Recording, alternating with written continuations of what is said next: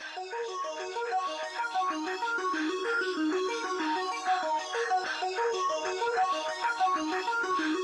it's almost like I use this as a trigger. Boom! I'll hit the game, stop the talk show, the game, stop the talk show, you're taught to know, forfeit the game, cause tomorrow, when it's all done, you reap what you sow. Hit it. Boom, boom, boom! Bang! I hit him. Boom, boom, boom! And then I'll put it.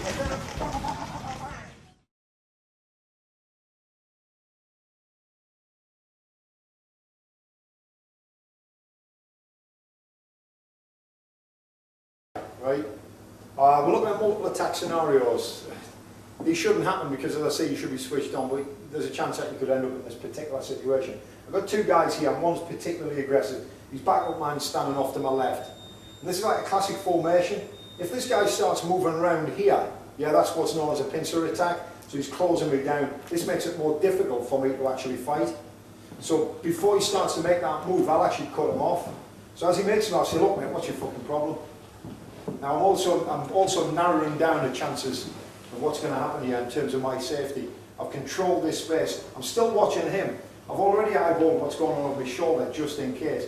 And this guy makes his move. He moves either aggressively towards me, shouting, or he throws a punch. It doesn't really matter, because what I do is I move inside and strike him, and then move him into the space here, striking the other guy and knocking him to the ground and making good my escape. My other alternative is, as he moves in here, I hit him, turn him, and lock him off, and use him as a shield. You can see how I'm cleverly using him as a shield against this guy here. I'll then make a big point of how much damage I want to do to his pal, okay, by ripping across the face. I say, keep your fucking distance, otherwise you're fucked, pal. And he's going to be squealing in pain. So I'm going to use him as a psychological weapon against his partner. That's always a nice one. And again, I'll back off towards a door, throw him down and then run. Now, I'm not here to be a hero. There's two guys here. Now, I'm not in the business of teaching you how to fight two people and knock them both out. It's possible, but it's least likely. So your best option is to deal with the main threat and use him as a shield against the other guy. There has been scenarios where, for example, if Richard's standing here, for example, this guy started gobbling off, makes a move towards me, and I've hit him here, and then I've just moved in with a strike. But again, as you've seen, these are simple palm heel strikes. So if we slow that down a bit, you'll see what I've done. I've hit Andy here, boom, boom, boom, and I've hit this guy, multiple slaps and strikes to the head, mainly the jaw and the chin, to take him out of the picture. This guy is not a problem. As he's moved in, I've hit him, bang, that's hard, boom, and there's a return strike to this guy, and take him out. So at speed, you're right, Andy? Yeah. So at speed, it would be boom, boom, boom, and take the guys out. Okay? It's not meant to be fancy. It's not meant to be tidy. It's certainly not meant to be clean. It does the job. And all I've used is palm heel strikes. Okay? So again, put yourself in scenarios like this, but remember one thing. This guy starts to move around, you need to start hitting something, okay, or cutting him off, because you need to prevent a pincer attack. Because in this situation here, which is common in the martial arts magazines, you got yourself in this position, you're in a world of shit, because I'm going to have to hit him hard and move fast, okay, before this guy gets hold of me. There's no point in me messing around here.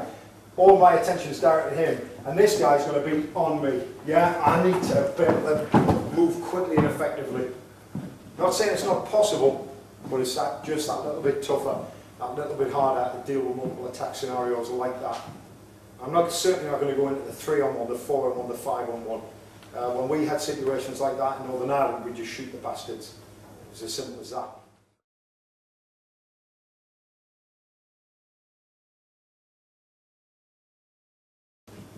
Okay, the time of the day has come now where we're going to actually start to look at edged weapon assault. It's pretty prevalent in modern society. It seems that 80 to 90% of young men, when stopped by the police on suspicion, or in suspicious circumstances, have actually been carrying an edged weapon of some kind. What I'm saying here now is that it's not legal to carry them, so my advice is don't carry them. I certainly don't. I wouldn't advise any of you guys to carry them. If you do so, you should be arrested. It's illegal. However, if you actually look upon your person, most of us carry credit cards. And in a situation where you may need to use some type of edge device, and I don't mean a bottle, I don't mean a comb that you carry in your bag, I mean the everyday credit card. It's a powerful weapon, it's an absolutely powerful tool for actually keeping someone at bay.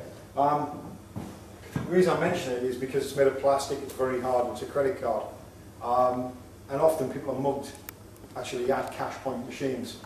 And one of my students, having attended an edge weapon course of mine fairly recently, actually took the card out of the machine. The guy tried to assault him, so he literally took the card and took it across the guy's face like this. All I can say is he was left with half of the card in his hand. The other half, well, he probably went with the guy who ran away screaming from the cash point. Needless to say, without my student's money. So bear that in mind.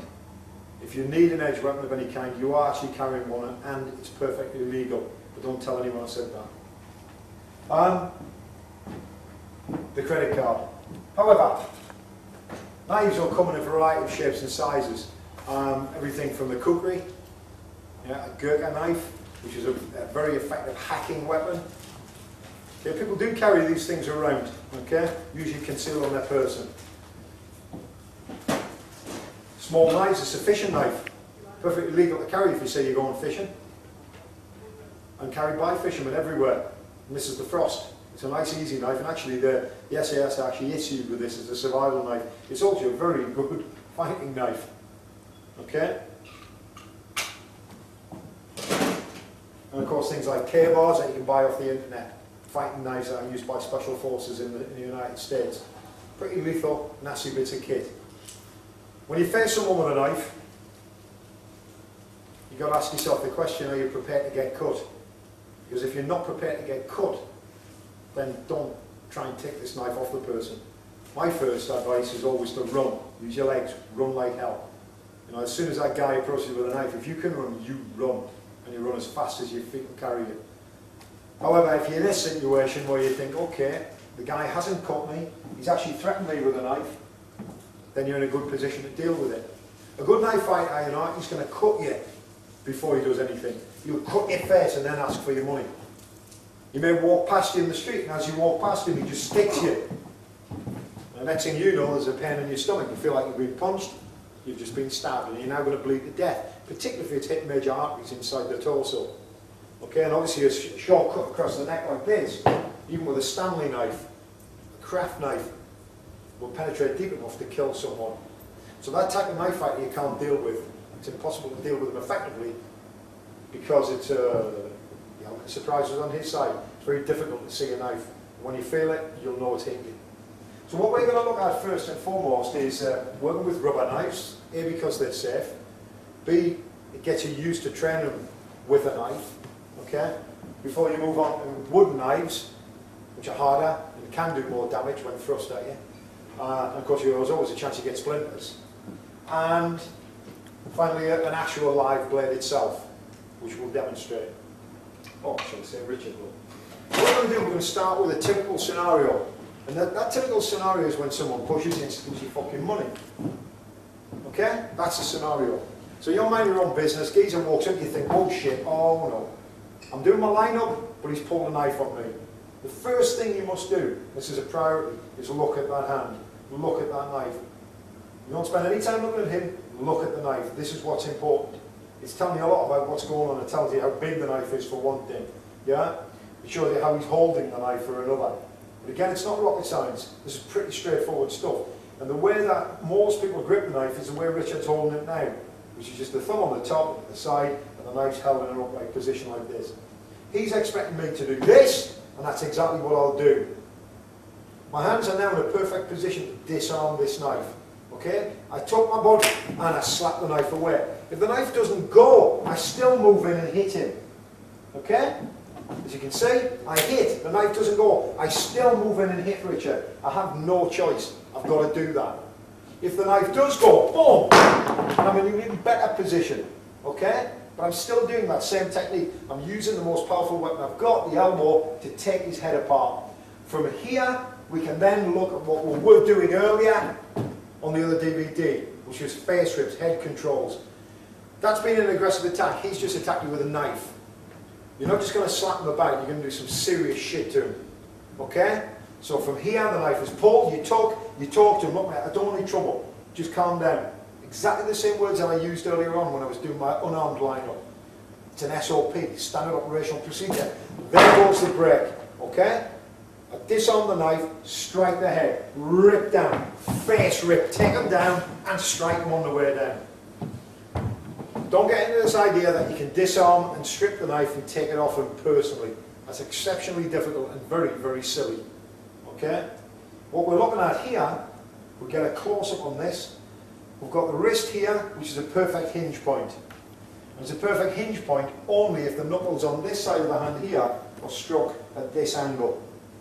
Okay? And that's the effectiveness of this technique. I use the edge of the hand here to strike the wrist, and I use the palm of the hand to slap the lower 3 knuckles of this hand. And as I do so, I tuck the body, and you can see what's happening to Richard's wrist. The knife is being pushed away in that direction. I then step in and hit him. So the whole thing done slow motion, tuck, chop, slide in and strike. Roll the head, face rip. Okay? And at speed, oh no, fucking calm down, don't only trouble. Right, move in, this time I'll take the back take, and take him down. Okay?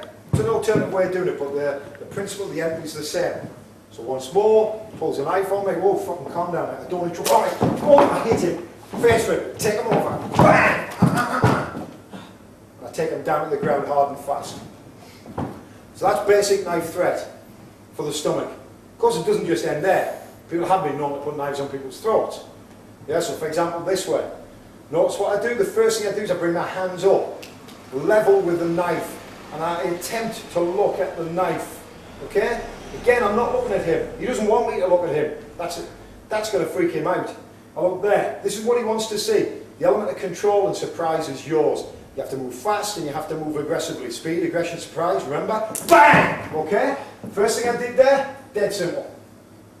I push the knife away, obvious. As I push the knife away, and this is the only time I use my fist, I punch the bicep. I elbow the bicep. Okay? So again, it's 1, 2, 3, 4. Okay? Again using the elbow. So if we do it at speed, boom, boom, boom, and there's a face rip, take down, bang. That's that side of the throat taken care of, carry it away. Okay, now, you can see it's quite painful. Sorry, mate. If it's on this side of the neck, okay, and I'll make no excuses here, I stole this from Filipino martial arts. It's called the gunting, okay? This movement here, and it does work, okay? What I'm doing here is I'm pushing with my left hand the knife away. And whilst I'm doing that, I'm striking again with this fist, but this time these knuckles here, onto the bicep. I smash that into there, and I rip this down in this position. If I wanted to be particularly clever, I could actually take the knife off him, okay? And finish him off, but we're not looking at that, that's just too clever. All we're concerned about is getting rid of this knife. Look mate, I don't want any trouble, I bring my hands up, I strike. I rip down, this time I'm going to face rip him round and strike him into the ground again. If we do that at speed, look mate, I don't want any trouble. Richard's gone. Okay? Now whether that's with a live blade or not, it makes no difference, it still works. Finally, okay, the other one. The old adage, you know. What happens if somebody gets a knife from behind? Well, quite honestly, at this point, I would now say, well, what do you want? Shall I drop my trousers? Because I've got the Vaseline, mate. I haven't got a problem with that. There's nothing you can do against this type of hold. There's nothing. Don't even try it. If somebody's got a knife on my throat here, I'll give them what they want. Okay? I'm not going to try and be clever. I'll try and talk them out of it. Until I get in a position where they might release their grip and start to move away from my neck and maybe put the knife on my back, I don't know. At which point I'll do that and run off camera. In knife fighting, it's vitally important that you don't get caught out from behind. Okay? You really do have to watch yourself. Yeah, it's unacceptable. A neck lock is one thing, but a knife around the back of your throat, I don't think there's anything anyone can do, although I have been told differently, but never yet seen it. Okay, someone's behind you with a knife. If you can't run, stay where you are and do what they want. Okay, what we're going to do now is actually look at knife attack. This is really information just to help you out. There is another DVD actually going to feature just knife fighting techniques. Knife threat, knife defense. Okay? We'll also look at how to use an edge weapon effectively. But just as a bit of a taster, just to give you an idea of what's possible with some very basic techniques. And these are techniques that are used by the SAS, by Special Forces worldwide. Yeah? We're going to look at basic knife attacks. One of the most common ones is someone just to stab you in the midsection here, like so. Okay? And it's usually done in a very innocuous way. It's usually this sort of thing, bang, like this. Okay? And you'll see Richard's reaction, okay, which wasn't pre-planned, but he moved back. That's normal. What we need to do is a bit more than that. We need to move and redirect the knife strike using the back of the hand. Okay, so it's that. And the reason I redirect with the back of the hand is pretty simple. Yeah? If I get cut there, I can deal with that. If I get my palm cut, I've got a problem. Okay? So I'll take it on the back of the hand here and evade this way. I'm rotating the body. Again, this requires practice. But as I rotate the body, I actually smash down with the back of the hand, the wrist actually, on Richard's forearm. I then strike the bicep here repeatedly. So I go 1, 2. The knife should now be gone. From here, I can come back with elbows. I can then come to a face rip, and there's a good old face rip again. Bear in mind, I've done face rips a lot, and you'll notice one thing. I always keep the opponent's head below his or my centre of gravity. There's no point in doing a head rip up here. It works best at this level. Okay, so again, slide, evade, strike, simultaneous movement. Catch the arm, punch, elbow, elbow strike, and then the face rip really depends on where you are. In this particular position here, I'm going to throw him back that way. If I'd come this side, I'd throw him this way and then rip the face. Okay? Bear in mind, whenever I've struck the arm, that knife is gone. Okay? But I do need to strike it repeatedly to make sure it has gone. So if we see this in speed now, and again, palm heel strikes on the face, knocking his head into the ground. I care nothing for his welfare at this point, because he's just attacked me with a knife. I'm well within the law to actually do some serious physical damage to him. Okay? And he'd be welcome to it. So that would be a straight thrust to the body, like this. Okay? Like so. Okay? What if, okay, and this is common, slashes, like this. He slashes up my face, my head, my neck. You don't want to be bouncing around trying to avoid it too long. The best bet is to get inside. What I've done there, and this is difficult to see, okay, is that as I've moved inside the arc of the strike, we just turn this way. As I moved inside the arc of the strike, I've hit Richard straight in the throat. I need to hit the throat. I want to disable him instantly, okay? I'm not going to take a chance of knocking him out. I'm going to disable him. We looked at this earlier on. You attack the throat, the trachea, the tube that carries air from your lungs and into your blood circulation and so on. Okay, if you hit him there, you disable him completely. If not, you'll kill him. So it's either disable him or boom, kill him. Okay? So you see what I'm doing? The knife comes, I move in. I cover my head, my neck, all of this area which is prone to damage, and I strike him in the throat. From here I can loop the arm over and continue to hit him. The throat, eye gouges, elbow to the throat. At this point you don't particularly care about his welfare. Okay? If he's slashing backslash, which is this way, I'm going to do the same thing. I'm moving inside the arc. If I spend too much time dancing around outside, I'm going to get cut. I need to deal with it. If I can't run away, I've got to deal with it. And so I'm moving in, and you can see what I'm doing here. It's a good old basic technique. Second World War, actually. Smashing across the tricep and the elbow joint. Bang! And then moving into the head, the neck, the eyes. So once more, I move in, and I bang! Here. Smash that as hard as you can. From here, boom, boom, elbow strikes. Head takedown, eye gouge. Strip him back. Oh, and smash his face into the ground. Richard will explain to you later how painful that was. Okay, so that's a backslash. So you go inside the arc every time, inside. Okay, if it's coming this way, inside. You need to get inside the arc. This takes a lot of practice and a lot of bottle. Okay? Finally, overhand strikes.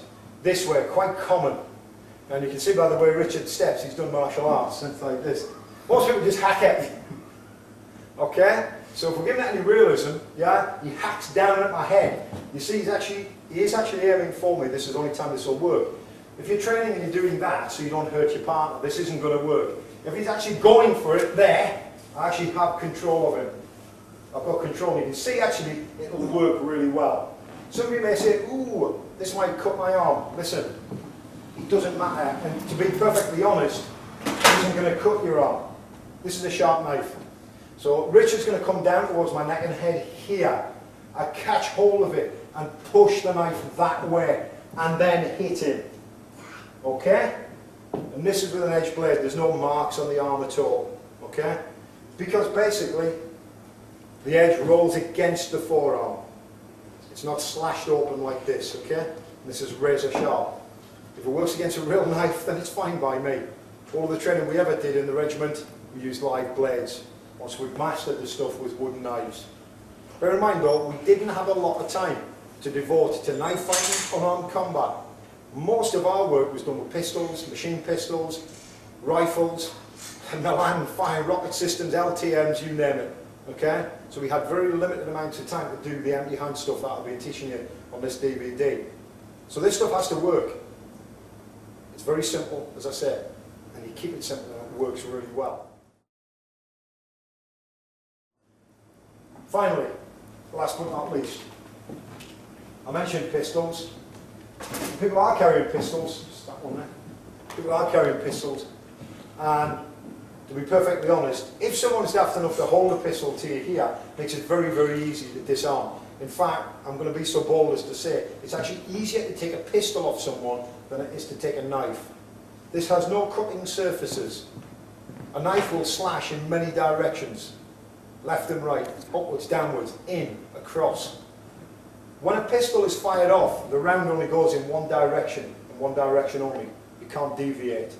So actually, it's a pretty safe bet that if he pulls the trigger, the round's either going to go through me or past me. So if we look at this position here, we catch the wrist and actually physically strike the weapon, like so, and pull it back, giving myself space. This is obviously, you know, a one-off technique that I'm showing you on this DVD. There's a whole range of techniques we can use with pistols and weapons of all kinds. The main thing is aggression. He's got that weapon on me when he goes, ah! I shout, pull the weapon off him.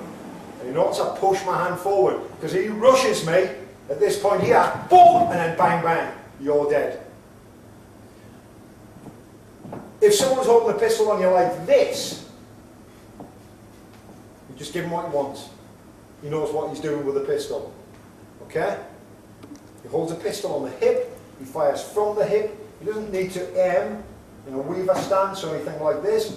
He's using the pistol from there. It's called instinctive shooting. He knows what he's doing. Don't fuck with him. Okay? If he's daft enough to do this or this, yeah, as is much loved by the movies, he's a fucking arsehole and deserves to die. Yeah? Because a gun held in this position is not in control. Okay? If it's held in this position, it's in control. If it's held in this position, it's in control. You may have noticed that when I lifted the hand into a weaver stance in a two-handed position, that I actually moved back from the target. You know why that is? Because I know for a fact, some tests that we did in Hereford a long, long time ago, is that if the pistol's held at about this sort of distance, he can still get it off me. Yeah? And I'll show you how. Many people would think, okay, well I've got to get from there to there. That's very true. It's quite a distance to cover. And sure, if I move in a straight line and if I move off, he's going to turn and follow me.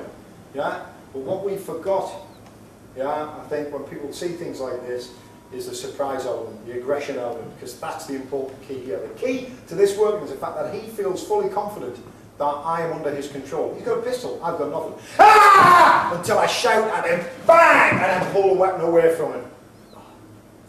That's what makes it effective. That's how you can take a pistol from someone. Here, ah! Shout, strip the pistol, get the pistol. It's the same if the weapon's behind you. Shout, turn, bang! I'm going to hit him in the throat. He hasn't got time to retaliate. Trust me, from experience. Okay, when I talk martial arts here, just a swift turn of the body here redirects the pistol. If I want to, I can lock it, pull it back, break his wrist, and take the weapon off him and hold him back. Okay, that's just a taster of what's possible against a pistol. And more people are carrying pistols nowadays, so it might be worth your while to learn techniques like this. And if nothing else, you'll impress your friends.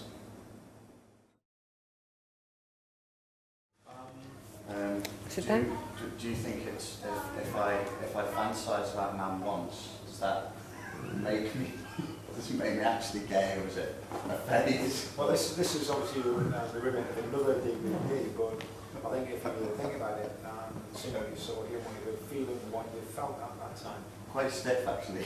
Yeah, it would be. And now I'm actually been set up for another DVD series called Big Hard Weapons. Big Hard Weapons. So is that still on shop on the Fierce? How has your experience in the SAS affected the way you teach? I know you don't like to use the word martial arts, fighting arts or self-protection. Oh, absolutely. If I hadn't served with the SAS, I'd be teaching martial arts. And as you know from our conversations, I don't teach martial arts. I should teach fighting arts. And I mean that quite strictly. I mean, I teach Muay Thai, and it's a fighting art, but I make the distinction between sport and martial art as well, because Muay Thai is an awesome sport. It does equip you with some very powerful weapons that you can use on the street, but the mindset is very different. The mindset for climbing into the ring and fighting 5 rounds, 5 3-minute rounds, with a referee there, and a doctor, and a cornerman, is completely different. It's easy, it's safe. If you get knocked out, someone's going to be there to help you. They're not going to stomp on you afterwards. And that's a martial art. It's a sport, and I love it dearly. But when it comes to self-protection, personal protection, I clearly delineate between the two. Fighting arts, street fighting are a separate issue altogether. It should be treated so. You can't say I'm doing karate to learn self-defense. I mean, the word self-defense is an anathema. I hate it. It's an awful negative word. Self-offense would be better, or even self-abuse, but I've had a few words about that with people. We can all do a bit of self-abuse. So, so essentially what I'm saying is, you know, I teach Thai boxing because it's a sport, and it's useful. And at the end of my sessions, I'll always spend at least 15 to 20 minutes maybe looking at how the elbow can be used in a street situation. But I can't help myself. I'll always end up talking about the intent people must have, the aggression people must have in order for you to be effective in the street. You cannot be effective in a street fight without aggression. So you're saying it's not just useful for civilians to develop this kind of mindset of aggression and determination, but it's actually essential? It's essential, absolutely. How do you train it? How would somebody watching this DVD train themselves to be able to do that? In order to develop the mindset of a warrior, you need to speak to people who fought in wars. Okay? Might be your old granddad. And listen to what he's saying. And ask him, it's quite difficult this, but without having actually done an NLP course, okay, it's quite difficult to explain this, but you've got to find out their strategies for doing what they do inside their head. I always come back to the most basic things, and if I'm with I've got an example. A student who came to me said they weren't confident that what they were doing would be effective in the street. He knew he could do it in the gym, but he said, put in the context of the stress of a street fight, he wasn't sure. I said, okay. I said, think back to a time when you felt that same level of stress and fear. It doesn't have to be a fight situation. And to be honest, he couldn't think of one except from school many, many years ago. But what he could remember was the fear he felt when he was going in for his driving test. He knew he could drive, but he had this absolute fear that he was going to fail the test. Not very different, I think, to someone being afraid to get hurt in the street. So I got him to think back to that particular time. Okay? That moment of fear, that trepidation. But this time, of course, I made sure that we carried it through to the end because, of course, he passed his test. He passed his test. And I got him to think of the elation that he had as a result of that fear. It was like almost like a trigger. The elation he felt when he passed his test, when the guy said, look, Mr. Smith, you've passed your driving test. And I got him to think back to that particular time, seeing what he saw, hearing what he heard, and feeling what he felt at that time. He said he noticed that in his head, he made this huge picture, and it was in full colour, and it was very, very big. In fact, he was doing this with his hands when he was talking to me. And I took note of this. This is important stuff. He said it was in colour, it was a moving picture, that he could see himself passing his test. It wasn't like he was looking through his eyes like real life. You could actually see himself. This is what we call dissociation in the picture, and it was big. He also noticed that he could hear inside his head a voice. It was his voice. He was going, yeah, yeah, yeah. It was in his right ear. It wasn't just anywhere, it was in a specific place in his right ear. And I took note of this. I then asked him the crucial thing, what's the feeling like? And he said he was getting a feeling that was rushing up his body. Now, when we spoke previously about fear, it was a completely different thing. The feeling he had was dropping down and making him feel heavy, like he couldn't move. And his breathing would be high in his throat, almost as if he wanted to scream. And he couldn't move. So I got him to think of a time, a potential time when he's been, he's going to go out. And he actually said to me, he said, well look, he said, I can actually remember a time when I went out with a group of guys and I thought it was going to kick off, and I shat myself. He said, I said, what happened then? And you could see him reliving it. He was seeing this picture which was about this big, and it was through his eyes. It was very different to his big picture of dealing with fear. It was a very small picture, and there was no sounds at all other than his breathing. Yeah, and this feeling sunk down into his body, his lower body, into his legs, and immobilised him. So what I did an interesting thing. I asked him to make the picture bigger. So we made the picture bigger. We put it full colour. I said 3 simple words, boom, a kind of thing really. Yeah, 1, 2, 3, boom. You're looking through you can see yourself now in that situation. And he said he could quite clearly see himself standing at the bar in this memory. He was recreating the situation, but giving it a different perspective. It changed his perception of the whole thing. So he could see himself standing at the bar with his mates. He could see these other guys getting a bit leery. And he started to notice, that the sounds were changing, the breathing dropped, the feeling started to move up his body. So I asked him just to increase it. I said, double the feeling, double the feeling. And the good feeling started to get stronger and stronger and stronger. And then I got him to give this little trigger, so right, you can hear yourself. I said, yeah, at your right ear. And I pointed at his right ear. And the change in his perception of the event was very stark. He said it was amazing. So he sat there for a while and we chatted about other things. And I said, okay, let's go back to that particular time when you were actually stuck in that pub with your mates, you didn't want to run, but you knew you were afraid. What happens now? His physiology changed. I said, what's happened? He said, it's a big picture. I can see myself. I said, right, now, let's put ourselves in lots of other situations. You're going to go out on the weekend? Yeah. Imagine you go in one of the roughest bars in town because you have no choice. What happens? He said, oh, I can feel the feeling drop down. I said, how big's the picture? And he said, it's getting smaller. I said, okay, make the picture bigger. See, what we're doing here is retraining his brain. So these are the techniques that I use there. Everyone's different. This one example doesn't fit everybody. Yeah? You can't put people in a box and say they're all going to do this. Everyone's different. What you've got to do is find a particular time when they resolved fear, when they dealt with it effectively. Ask them things about the picture. How big is it? What colour is it? Is it moving? Is it still? Can you see yourself in the picture or you're looking through your eyes? Ask them how they're feeling and where those feelings are in the chest, in the stomach, in the body, in the legs, and yeah? And then move towards those particular, what we call submodalities in NLP. I mean, this whole field, as you well know, it could be subject to a video on itself and a DVD of its own. And I believe that the marketplace is crying out for a DVD of this particular type. I mean, I know we're going to be working on something like that. And so it will be available, so make sure you buy them. And if anybody copies this video, I will kill them. So basically, what I'm saying is there's a way of building strategies, of learning or retraining your brain to perceive a situation differently. Lads in the SAS are not special, but they do this themselves anyway. And it was something I must have done without my knowledge. Would you say that, not knowingly, that the military does use NLP style Absolutely. training techniques. Yeah, the army will constantly tell me. I trained the Gurkhas recently, and I was talking to one of the commanding officers about hypnosis and how the army uses hypnosis, and he was dead against that. Of course, the British Army don't use hypnosis, and yet you can walk into any room full of soldiers and go down, and all of them will stand up to attention. You tell me they don't hypnotise soldiers? You know, when that sergeant major shouts at you to get out of the hall and run towards the enemy, you do it because he has made you so afraid of him.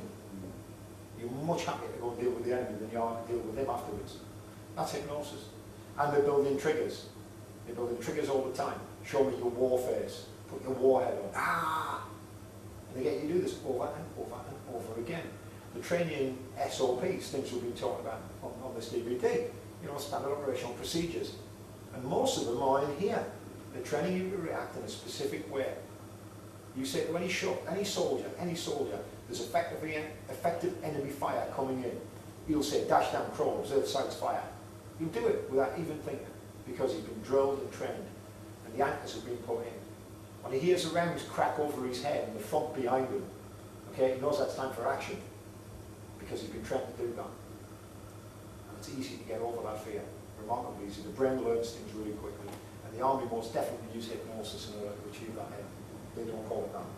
So you're saying maybe in self-protection we need to use techniques of self-hypnosis to train ourselves to be able to respond. Or get somebody who's very, very good at hypnosis. But what I've just described, changing that guy's picture, that's hypnosis. We've got to get away from this idea that hypnosis is that. Paul McKenna hypnosis, where you're unconscious. No, you're not. Any communication is hypnotic.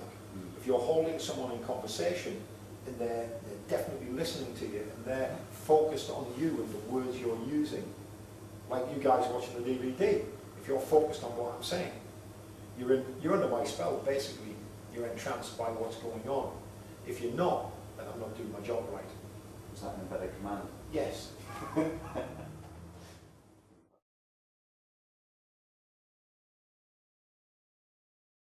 conclusion, I'd just like to say I hope you get a lot out of this DVD. But bear in mind, just keep it simple. Keep it very simple. And practice. Practice the physical techniques that I've been demonstrating here, but most importantly, practice the psychological techniques that I've alluded to during the course of this DVD. If you look at some of our other DVDs, you'll see how we extend on the basic principles we looked at today. So in conclusion, I'd just like to say keep training, train hard, and remember, the way you train is the way you would react. So always train for realism. That's what the SAS do. That's what I continue to do today, even as a civilian. Thank you.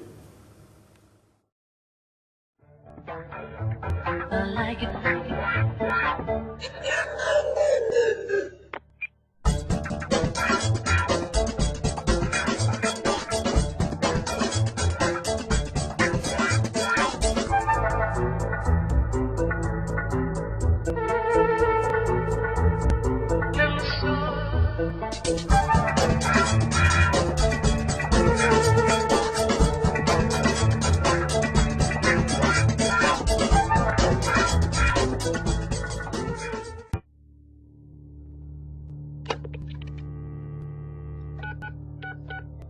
These simply are the techniques that cause the most damage, the most amount of trauma to an opponent, with the least amount of training.